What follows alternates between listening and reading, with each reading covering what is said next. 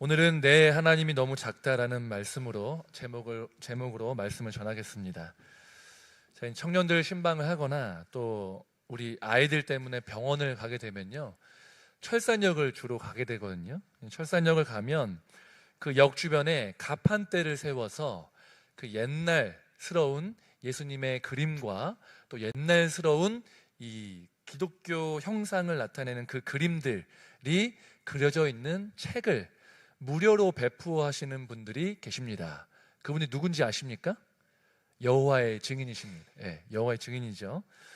제가 이전에 살던 곳도 공항동인데요, 거기서도 공항시장역, 송정역, 항상 이 역 주변에 가면요, 가판대를 설치해가지고 무료 책자를 배포하면서 이들이 포교를 하고 있는 여호와의 증인들을 제가 발견할 수 있게 된다는 것입니다. 또 제가 예전에 살던 신길동에서도 이단들을 종종 보게 되었는데요, 제7일 안식교와 하나님의 교회가 바로 그렇죠.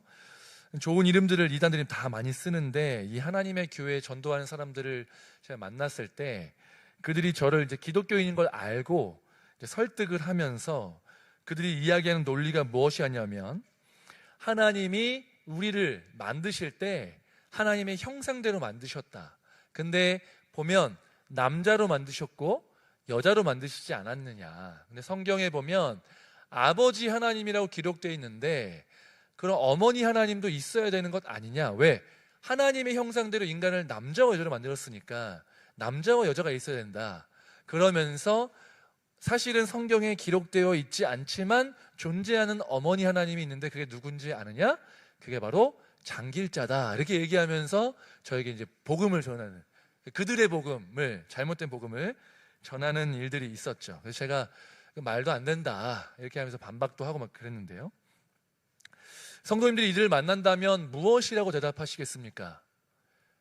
그렇다고, 그러네요, 엄마도 있어야죠, 이러면서 대답을 하실 건가요? 아니죠.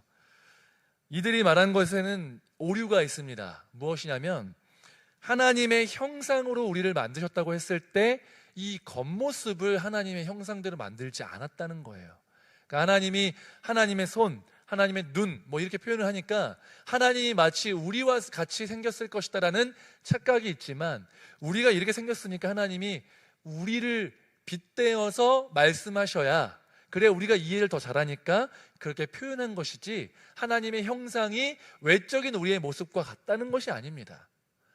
하나님이 남자와 여자가 있다라고 한다면, 성이 있다면, 그러면 그거는 완전하지 않다는 뜻입니다. 왜? 아니, 남자 하나님이 있고 여자 하나님이 있다는 것 자체가 불완전하다는 뜻이잖아요. 그러니까 그거는 하나님의 완전성에 위배가 된다는 것이죠. 하나님이 우리를 남자와 여자로 만드는 것은 우리를 그냥 그렇게 불완전하면 서로 채우게끔 하기 위해서, 연합하여서 하나가 되는 것들을 경험하게 하기 위해서 그렇게 만드신 것이지, 하나님이 남자와 여자가 있는 것은 아니다라는 것입니다. 하나님이 하나님의 형상으로 우리를 만드셨다고 했을 때의 하나님의 형상은 하나님, 영이신 하나님과 인격 대 인격으로 교제하고 하나님을 만날 수 있는 것, 그것이 바로 하나님의 형상이라는 것이지 외모가 아니라는 것입니다. 그렇기 때문에 이들의 논리는 잘못되었고, 어머니 하나님도 거짓말이고, 하나님을 아버지라고 부르는 것은 하나님께서 우리를 자녀 삼아 주셔서 부모의 역할들을 감당하는 것처럼 표현하기 위해서 아버지라고 부르라고 하신 것이지, 하나님은 남자가 아니십니다. 이렇게 우리가 만나는 수많은 이단들, 사이비, 이런 사람들은요, 기독교의 용어 하나님이라는 이름을 차용해 가지만 실상은 그 교리가 우리와는 다르고 잘못되어 있어서 그들이 믿는 하나님을 우리가 믿으면 안 된다는 것입니다. 여러분, 이단은 이렇게 교리의 차이로 나뉘어지게 되거든요. 물론 교단도 교리의 차이로 나뉘는 것이 맞습니다. 하지만 교단으로 구분되는 것은 왜 그렇게 되냐면, 그 나뉘는 교리가 핵심적인 교리는 아니기 때문에 그렇습니다. 여기서 말하는 핵심적인 것은 무엇이냐? 성부 하나님에 대한 것, 성자 예수님에 대한 것, 성령 하나님에 대한 것, 또한 구원과 관련되어 있는 핵심 교리가 틀리냐 맞냐, 그러니까 다른 게 아니라 맞냐 틀리냐의 문제로 이단이 구분되는 것이지, 이런 핵심 교리를 벗어난 부분에 있어서 우리가 용인될 수 있는 다름은 교단으로 구분될 수 있다는 것입니다. 이처럼 이단은 교리에 대한 부분으로 나뉘는 것이 분명한데요, 그러면 우리가 믿는 하나님, 우리 대한예수교 장로회 합동 측에 속해 있는 우리 동산교회는 우리가 건전한 교리 안에서, 믿는 믿음 안에서 신앙생활을 하는 그런 교회라고 볼 수 있겠죠. 그러나 이단 가운데 우리가 빠지지 않는다고 해도 우리가 조심해야 될 것들이 있는데, 그것은 무엇이냐면, 이것은 실제로 신학적인 용어는 아니지만 행위적 이단을 조심해야 된다라는 것입니다. 무슨 말이냐? 이단 자체는 교리로 구분되는 것인데, 명확하게 이 교리는 틀렸다라는 것인데, 행위적 이단이 있다는 것은 무슨 말이냐면, 우리가 교리는 안전하고 건전한 교리 가운데 있지만 하나님에 대한 이해가 온전치 않고 부족함이 있어서, 혹은 하나님에 대해서는 온전히 알면서도 불구하고 내 삶이 그 아는 대로 믿는 것이 아니라 믿음의 부족함, 믿음의 연약함으로 나타나서 그렇게 하나님이 원하시는 대로 믿지 않는 연약한 모습이 우리 가운데 있을 수 있다라는 것입니다. 우리가 조심해야 될 것은 잘못된 교리의 이단들도 배격하고 조심해야 되지만, 우리가 이 교회 안에 있다고 안심할 것이 아니라, 내가 믿는 믿음이 지금 하나님이 기뻐하실 만한 믿음인가, 아니면 하나님이 별로 선호하시지 않을 만한 연약하고 부족하고 하나님을 이런 틀 안에 가둬놓고 협소하게 믿는 그런 잘못된 믿음은 아닌가를 내 스스로 점검해보고 우리가 온전한 믿음 가운데 거할 노력이 필요하다라는 것입니다. 오늘 우리가 살펴본 이 말씀에 나오는 이 사두개인이 오늘 예수님과의 논쟁을 통하여서 그들의 믿음 없음이 드러나고 있는데요, 이러한 믿음 없음, 이 사두개인들을 통하여서 그들의 잘못되어 있는 믿음을 보고 우리도 혹여나 이들과 같이 믿음 없는 연약한 믿음, 하나님을 너무나도 작게 여기는 믿음이 우리 가운데 있진 않은지를 돌아보아서 회개하고, 또한 돌아보고 점검하여서 온전한 믿음 가운데로 나아가시는 저와 여러분 되시기를 주님의 이름으로 축복합니다. 오늘 말씀을 보면요, 사두개인이 나옵니다. 사두개인은 성경에요, 바리새인이나 서기관들보다는 많이 나오지는 않습니다. 그런데요, 이 사두개인은요, 그 시작이 어떻게 되느냐를 돌아봐야 되는데, 이 사두잖아요. 이게 어디로 그 어원이 흘러가냐면, 이 다윗 왕 때요, 이 제사장 계열이 두 종류가 있었는데, 뭐 다른 종류라는 게 아니라 그 두 제사장이 있었는데, 사독 계열, 이 사독이라는 대제사장의 계열이 이 자녀를 낳음을 통해서 이 연결된 그 형성된 사람들이 바로 사두개인이다라고 이해하는 것이 일반적입니다. 이들은요, 예수님 당시에 사내들인 공회라고 하는 이 의회 혹은 재판정 역할들을 하는 이 권력기구에 많은 회원들이 있었는데요, 권력은 잡은 자들이죠. 이들이요, 이 바리새인들과 신학적으로 차이점이 있었습니다. 크게 이렇게 이야기할 수 있는데, 이 바리새인들은 영적인 존재인 천사를 믿었고, 이 사두개인들은 믿지 않았습니다. 이 바리새인들은 영혼의 불멸함을 믿었지만 사두개인들은 믿지 않았습니다. 또한 바리새인들은 부활을 믿었지만 사두개인들은 부활을 믿지 않았습니다. 거기서 바로 오늘의 이 말씀 논쟁이 시작되는 것이죠. 사두개인들은 부활은 없습니다라고 이야기하면서 그 논리를 펴가는데, 그들이 펼친 논리가 무엇이냐면 율법을 이용해서 자신들의 논리를 펴갑니다. 오늘 말씀을 보면요, 19절 말씀에 성경을 보시면 선생님이요 모세가 이렇게 하면서 이 사두개인들이 이야기를 시작하는데요, 이 모세가라는 이 단어 왼편에 보면 색깔이 다른 글씨로 기역 혹은 가 혹은 A 뭐 이런 식으로 표시가 있을 가능성이 높습니다. 물론 없을 수 있습니다. 왜냐하면 성경 그 출판하는 제조사에 따라 다를 겁니다. 근데 뭐 제가 성경을 뭐 어디 거를 사라 이런 건 아니지만, 이 표시가 없으시면 표시가 있는 성경으로 바꾸시는 게 좋습니다. 이게 이제 표시가 있다는 것은 그만큼 우리가 성경을 읽을 때 참조해 줄 것들을 이게 표현해 주고 있는 것이거든요. 그 모세 옆에 표시가 있다면 그 표시가 가리키고 있는 뭐 기억이든지 보면 이제 성경 귀퉁이에 보면 그 기억하고서 또 다른 이제 표시가 써 있습니다. 그 주석이라는 뜻이죠. 뭐라고 써 있냐면 신명기 25장 5절 기록되어 있습니다. 무슨 말이냐? 신명기 25장 5절에 율법을 지금 이 사두개인들이 인용하고 있다라는 것들을 표현하고 있는 것이죠. 신명기 25장 5절 말씀을 함께 읽어보도록 하겠습니다. 함께 읽겠습니다. 형제들이 함께 사는데 그중 하나가 죽고 아들이 없거든 그 죽은 자의 아내는 나가서 타인에게 시집가지 말 것이요 그의 남편의 형제가 그에게로 들어가서 그를 맞이하여 아내로 삼고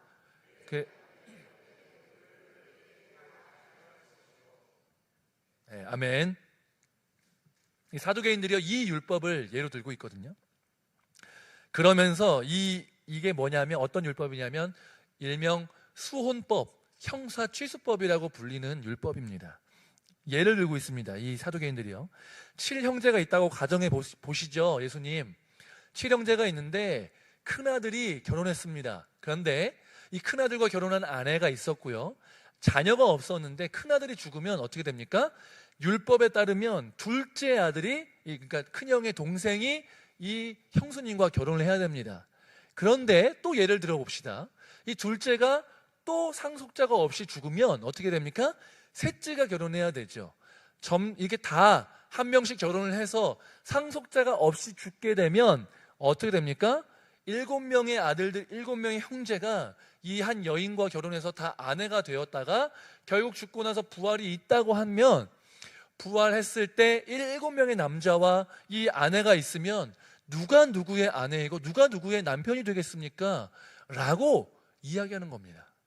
그러니까 보십시오. 예수님 신명기 25장 5절 말씀에 기록되어 있는 이 율법을 성실하게 지키면 부활했을 때 이런 문제점이 생기는데 율법이 틀릴 일은 없고, 그렇다면 부활이 있으면 이 율법을 성실하게 지킨 사람들이 곤란하게 되는 게 말이 되지 않지 않습니까? 그렇다면 부활이 없는 게 맞지요? 라고 묻는 것입니다. 그런 이 사두개인들의 논리에 대해서 예수님께서 반박을 하시면서 대답을 하시는데요. 그 예수님의 대답의 요지, 큰 요지에는 두 가지입니다. 첫 번째 무엇이냐? 오해했다는 것입니다. 무엇을 오해했냐? 성경을 오해했다. 두 번째, 너희가 오해했는데 하나님의 능력을 오해했다라고 예수님께서 반박하십니다. 오늘 말씀 12장 25절 말씀에 이렇게 기록되어 있습니다. 사람이 죽은 자 가운데서 살아날 때에는 장가도 아니가고 시집도 아니가고 하늘에 있는 천사들과 같으니라 라고 기록되어 있습니다. 너희가 부활을 모른다, 성경을 모른다 라는 것입니다. 부활했을 때에는 장가 안 간다, 천사들처럼 된다는 것입니다. 그러니까 천사처럼 그런 모두가 다 천사가 된다는 것이 아니고요, 천사들처럼 결혼하지 않고 그냥 온전한 육체, 온전한 영혼이 되어서 하나님과 교제하며 살아가는 그런 인생이 된다. 결혼 안 하는데 그때 가서 남편 아내 찾는 거 의미 없다. 그것은 너네가 말하는 것은 오류다라고 말씀하시는 것이죠. 또 사두개인들 너네들이 간과한 것이 무엇이냐, 오해한 것이 무엇이냐? 하나님의 능력이라는 것입니다. 무슨 말이냐? 여러분, 율법은요, 우리가 율법에 대해서 인식할 때 이게 중요한데, 어떤 마음으로 인식하느냐가 중요한데, 하나님이 율법을 주실 때요, 이것을 우리에게 억압하고 이거 지켜, 안 지키면 혼난다, 이렇게 주신 게 아니라는 겁니다. 어떤 마음을 주셨냐? 율법의 많은 경우에는 우리를 위해서 주셨다는 거예요. 하나님을 우리가 온전히 섬기는 게 왜 중요하냐? 너희가 너의 영혼의 행복을 위해서 나를 믿고 나만 섬겨야 된다라고 말씀하시는 거죠. 그럼 오늘 말씀, 이 율법, 신명기 이 25장 5절 말씀은 하나님이 왜 주셨냐는 겁니다. 왜 주셨냐? 이 7형제가 있고 이 아내가 남편이 죽으면 죽을 때마다, 상속자가 없이 죽을 때마다 남편이 계속 바뀌는 이 상황이 왜 주어졌냐면, 그 당시에 여인들이 남편이 없거나 아들이 없으면 재산을 소유할 수가 없었습니다. 경제적 능력도 없었고요. 그러니까 상속자가 없이 남편이 죽으면 매우 곤란한 처지에 처하게 되었기 때문에, 그렇기 때문에 둘째가 그 재산을 유지하면서 또한 이 아내의 남편이 되고 상속자를 낳게 함으로 인해서 이 여인이 경제적으로 궁핍함을 처하거나 어려움을 당하지 말라고 하나님의 자비와 긍휼을 베푸는 방식으로 이 형사취수법, 수원법을 제정했다는 것이죠. 그런데 부활하게 되면 하나님의 능력으로 말미암아 어떤 누군가가 죽어서 곤란에 처하게 될 일도 없고, 경제적인 어려움, 먹는 것의 문제, 이런 것들 때문에 고통받을 일도 없다는 겁니다. 그러니까 본질적으로 부활하게 되면 결혼도 안 하고 죽지도 않고 또 어려움도 처하지 않기 때문에 이러한 율법이 이제는 의미가 없어진다는 거죠. 그때 가서는 이 율법은 의미가 없다는 겁니다.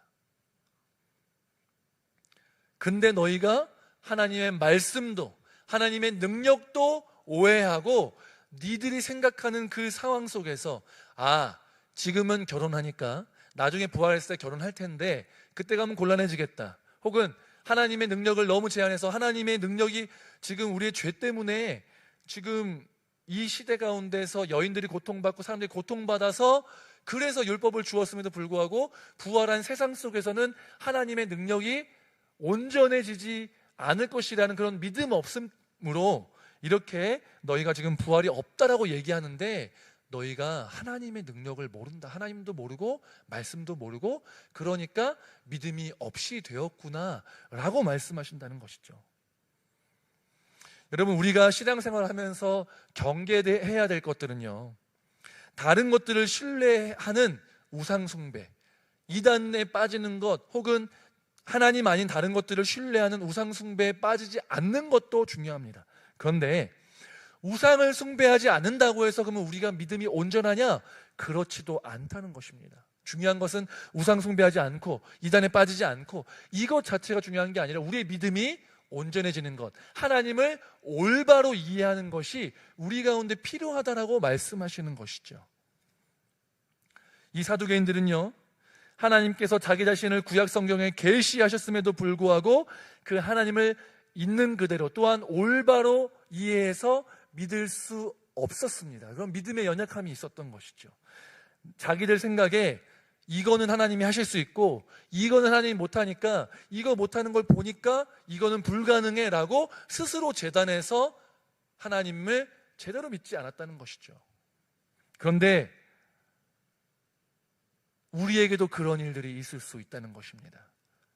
우리의 생각에, 우리의 경험상으로 하나님이 이 일들은 하실 수 있고 이 일들은 못하니까 이 일들은 기도하지도 않고 그냥 포기한 채로 어떻게든 되겠지라는 식으로 반응한다면 그것은 우리의 믿음 없습니다. 또 하나님을 너무 작게 여기는 것이다 라는 것입니다.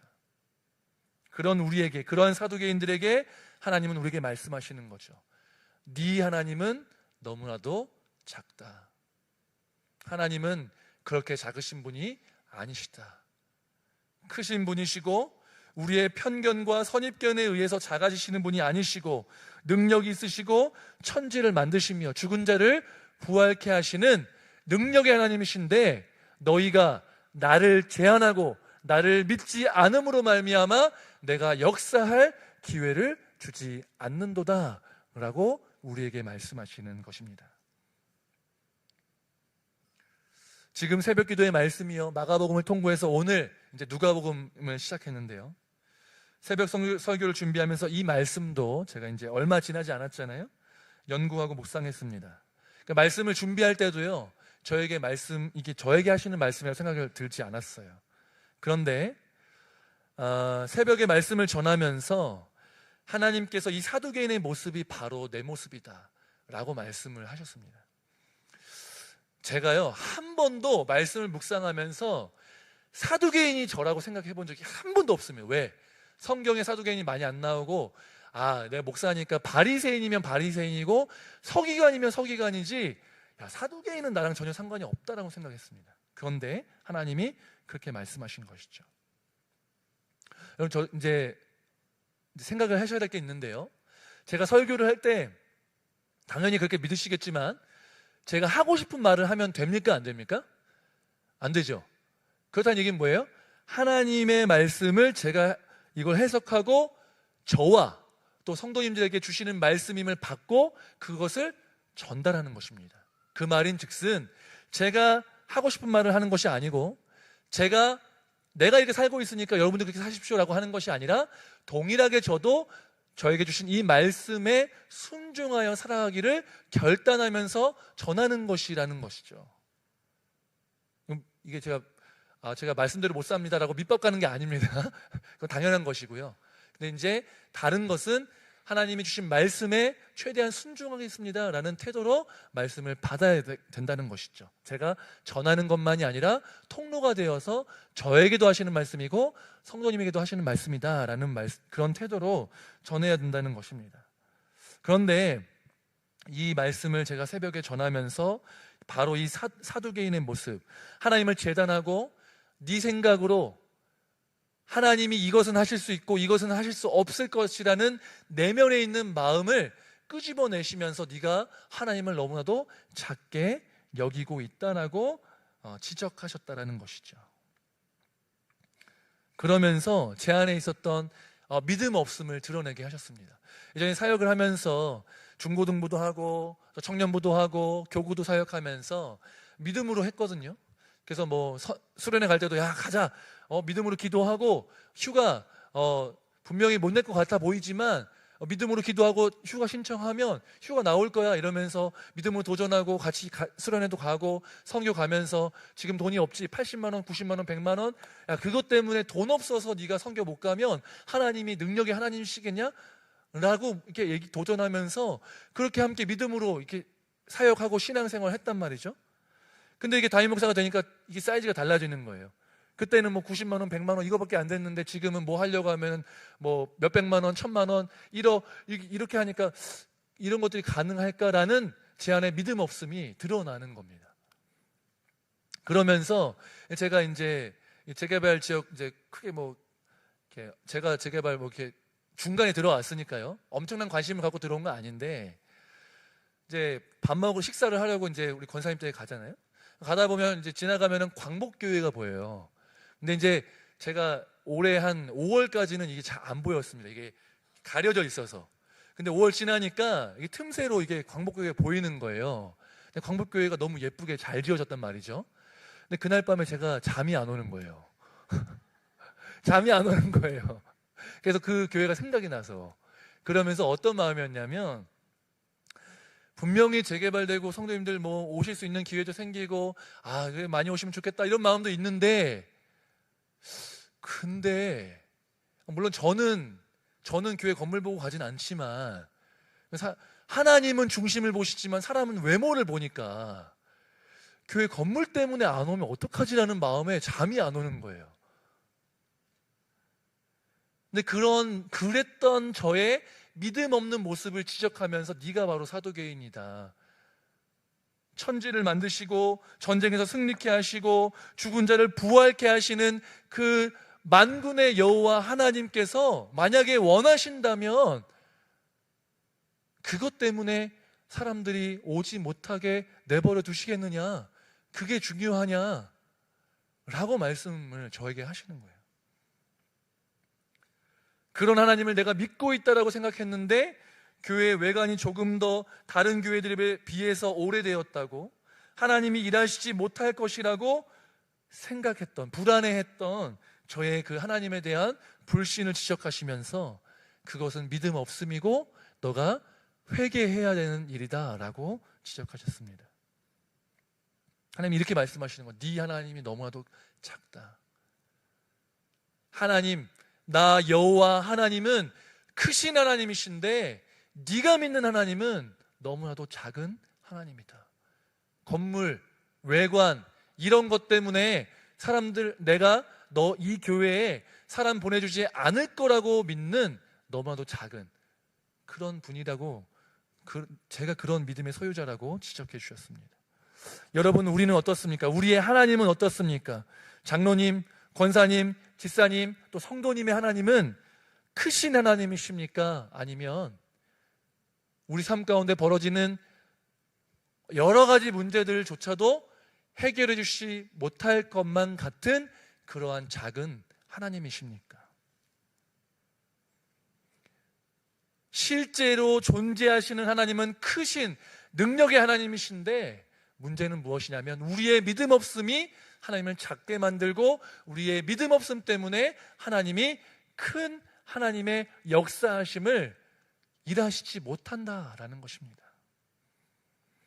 하나님께서 얼마나 크고 강력한 분이신지를 올바로 깨달으시길 바랍니다.